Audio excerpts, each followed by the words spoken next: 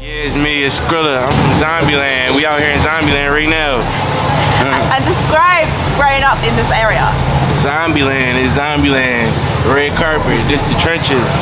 Underworld, this the underworld. Cops out here, bro. I really shut this down. This really my hood, bro. Right I let this, I run this shit, Where bro. the cops at? You know you my girlfriend. I know. Alright, what you want me to do? What's how you want me to do? I need you to take time somewhere. Where's your house at? Image too, bro. Like, I ain't even gonna fraud. I ain't even all fried up right now, bro. I'm gonna keep it a bean. I'm gonna give you a real interview right now, bro. This shit could be changed for real, bro. It's just they don't give a about this shit, bro. My pop really wants me to be like a lawyer and type shit though. Like my pop a real good pop. Like he really like on my ass to, you know what I'm saying? You still got hope that you can just. You know, you always hang around. That's what I was hanging around. And I wanted money. And I wanted a life. I wanted a different type of lifestyle. That's reality, like that's the way we live it. We from Zombieland. People ain't taking like that, bro. Not from work. It's in all my music, all my videos, all my rap videos. That's your thing, but is that what Philly is right now? For real. That like slow me down a little bit. Hey yo, squad, what's the drill? Back with another video, man. Straight out of Kensington, where everybody calls Zombieland, Skrilla been making noise different. Young Bull went from trapping on them blocks to becoming one of the realest voices out, documenting that raw street life while building his name up. Turned out by the streets early in his life, he quickly became adjusted to how things go in the trap.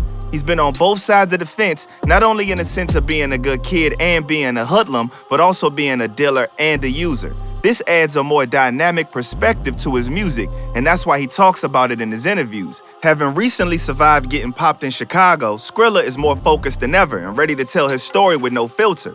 So just who is Skrilla? What is Zombieland? Is he really the king of it? Will he eventually defeat his addictions? We're gonna find out. So without further ado, let's skip the play and get down to business.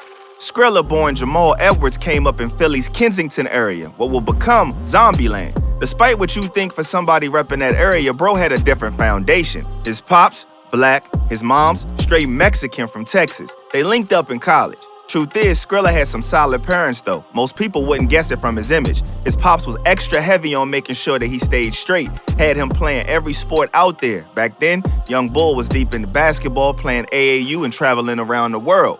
Man was so nice with it, every trophy he touched was an MVP. Traveled around the world playing basketball when I was younger. Oh wow. Yeah, every trophy I ever got is an MVP trophy. Like I was really good in basketball.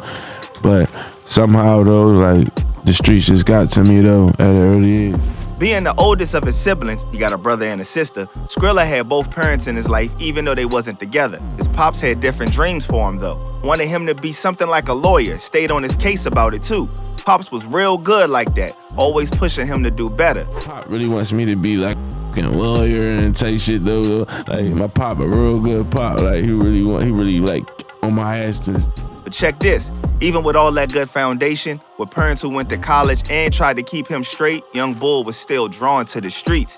He was rocking Abercrombie back then, had a regular life at home, and that once he hit them blocks, it was a different story. Before he was Skrilla the rapper, Young Bull was heavy into his fits. Fashion was his thing back then. He was all about them clothes and moving that dog food on the block. That's what got him going, getting fly and trapping. But living in Kensington, Zombieland as he calls it, ish is different. Even with all them trophies and that stable home life, the streets was right there. The way it worked in Kensington was simple. You step outside, either just telling your mom you headed to the park, you was gonna end up trapping. Yo, I'm about to go to the park. If you're going outside, you're going to trap. Really? Yeah, and by the time you're going in with some money. That's how it was back then. Even with his pops trying to keep him straight with sports and his mom holding him down, once you step outside, that's a whole different world. But Skrilla's different from them other cats from his area. He had options, he had achievements, and something to lose. Still chose the streets though. That's just how powerful that pull was in Kensington. Alright, let me break down how Skrilla got into them streets. Young Bull jumped off the porch around that time that most cats really want to join JV basketball. I like 14, 15. Okay. Like around that bracket right there, like 14, 15. But like really jumping off the porch though. The reason was simple to him. He wanted money. He wanted a different type of lifestyle. A regular route wasn't cutting it for him in his mind. You know, you always be hanging around. That's what I was hanging around. And I wanted money. Yeah, I wanted a life. I wanted a different type of lifestyle. Down in Kensington, that trap life was like a sport to them young bulls. Money was flowing different, way more than it is now. Every block was open back then. Everybody had their own block, and that's just how things were. Even with good folks at the crib, that street pool was different for Skrilla. It came down to not having the stuff he really wanted, knowing there was a way to get it. By 18, Young Bull was so deep in that life, he got dog food tatted on his face. That wasn't just some random tat either. It represented everything he was about at the time. I got dope tatted on my face, dog food tatted on my face. For real, he said. Yeah, that's where I come from, though, bro. Right. Like, that's all I know. That's where I come from. Look, I got dope tatted on my face, dog food tatted on my face. Oh, shit. Yeah, I got dog food tatted on my hand and everything. Oh. What's wild is how Skrilla talks about them days. He says they were fun, the best time of his life when he was young. Back then, if you told your moms you was going to the park, by the time you came back in, you was coming in with some bread. That's just how it was in Kensington. Wasn't no avoiding it. And check this, them days was different from how Kensington is now. Back then, the fiends wasn't like they are today. They was actually clean, holding down jobs, driving nice whips. Sometimes they'd even rent cars off the fiends, give them a bundle for their ride and keep it for a day or two. Sometimes just keep it and never give it back. But the street life, it came with his own price tag. While Skrilla was getting his bread and living how he wanted, ish started changing. When you deep in them trenches of Kensington, sometimes you end up playing both sides, from serving, also to catching habits. Skrilla ain't holding back nothing about the Zombieland lifestyle and what was going down. He explained that it's really, really raw. When they ask him about being high in interviews, he straight up says, I'm a zombie too. No cap, just facts. Down in Kensington, what everybody calling Zombieland is different from everywhere else. When Skrilla talks to people from other places, they all say the same thing. Nothing compares to what's going down there. It's on a whole nother level. What's wild is about 60% of them zombies out there ain't even from Philly. They come from all over to see how crazy it is, just from the internet. When it comes down to his situation, Skrilla keeps it 100 about his struggles. He admits that he abuses substances as well and that they've been slowing him down, real talk. But he sees a way out. He says when he finally gets the recognition he really wants, that's when he gonna make that change. Come out suited up in a tuxedo, a whole new man. You feel like you'll ever quit then? Hell yeah. Hell yeah. I was waiting on that moment though, when I like get the recognition I really want. Then I'm like, boom. Yeah though, suited, cool, you know what I'm saying, tuxedo. Change though, damn, even like damn. In Kensington though, they got new problems like elephant tranquilizers, crocodile tranquilizers, and all of that. Skrilla says that the stuff be eating people's skin up, having them sleeping all day. But check this, even while he dealing with his own stuff, he's still holding down others. Rico Havoc shouted him out for helping his addiction issues, and that's the realness. Even while fighting his own demons, he tried to help other people with theirs. Right now, Skrilla says he's functioning, but he also real about how that mess is expensive and dangerous. To him, it's personal, just something slowing down the life that he really wants to live. That's the real thing about Skrilla's whole situation and the substances, both the selling and the using side. He ain't sugarcoating nothing, just telling it like it is about his life in Zombieland and how it's affecting everything, even while he trying to make it in the rap game. After all the chaos he been through, he stepped in the rap game heavy in 2022. He came through and switched the whole game up, bringing that Philly drill wave, taking that regular drill sound and flipping it with a raw Philly flavor, a more darker flavor. When he first touched down in the rap game, he dropped Thriller in 2022, letting everybody know he wasn't playing. But check this, 2023 was when he really started cooking. He dropped 2 whole tapes back to back, Gemini Season and Santos, even one showing how he was leveling up his sound. 2024, man, bruh been going crazy. He dropped Zombie Love, Kensington Paradise, and Underworld through Priority Records. But them singles though, Blada Dida Die and Goddamn, had the streets on lock, showing everybody what that real Philly drill sound was about. What makes Skrilla different is how he moves with the flow. He got a woozy, swerving style that nobody really touching. He ain't just rapping about the Zombieland life, he painting the whole picture with his sound. Speaking of sound, you see, this is where things get a little ugly and become a cause for a beef. It all started in an interview where Skrilla was talking about how he started the dark beats being used in Philly. Like that dark shit though, like I started that shit though. Ain't nobody was on that type shit. Them beats that I be doing, ain't nobody do that shit. I just be looking for like some different shit that like ain't nobody using yet. Like ain't no shit like niggas that's not like there's like what the Like, how you gonna rap on that? This is where his homie and Philly rapper OT7 Quanny decided to speak up and shoot down Skrilla's claims, and it sparked a bunch of BS. Skrilla, you ain't start nothing. Stop lying in them interviews. You used to go in the stew and look up Quanny type beats. I'm tired of you lying. Stop bluffing. Your producer stole my producer's whole sound. And you won't drop that video cause I made you look terrible on your own song. After this, of course, Skrilla responded in order to attempt to set the record straight. Why you start hating so early in the morning? It's 9 in the morning. What made you wake up and be mad about the way I pop it? You don't rap nothing like this, young boy. You study me. I know what goes down in them vehicles. It's level to this, baby Pluto.